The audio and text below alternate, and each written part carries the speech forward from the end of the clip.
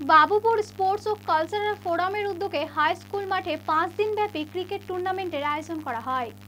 প্রবল উৎসাহ ও উদ্দীপনার মধ্যে দিয়ে খেলার সূচনা অনুষ্ঠিত হয়। উপস্থিত ছিলেন বাবুপুর অঞ্চল তৃণমূল কংগ্রেসের সভাপতি সিরাজুল ইসলাম, বাবুপুর অঞ্চলের প্রধান রোজি সুলতানা পারভিন, ফোরামের সেক্রেটারি হুমায়ুন কবির প্রমুখ। পশ্চিমবঙ্গের বিভিন্ন জায়গা থেকে 12টি দল অংশগ্রহণ করবে।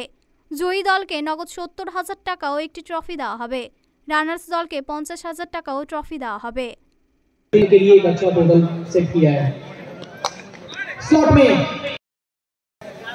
এটা বাবুপুর হাই স্কুল ময়দান 14 থেকে 18 ডিসেম্বর পর্যন্ত এই খেলা চলবে 5 দিন। এই 5 দিনে খেলায় 12টি টিম অংশগ্রহণ করেছে এবং এই খেলার পরিচালনায় বাবুপুর স্পোর্টস অ্যান্ড কালচারাল ফোরামের পরিচালনায় এই খেলা 14তম বর্ষ পদার্পণ করল।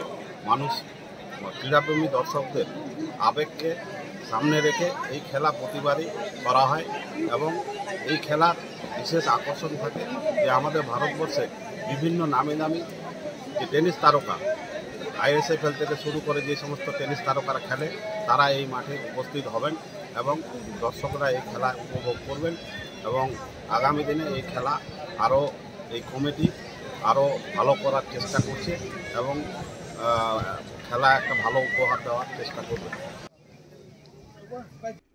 মালদা টুডে।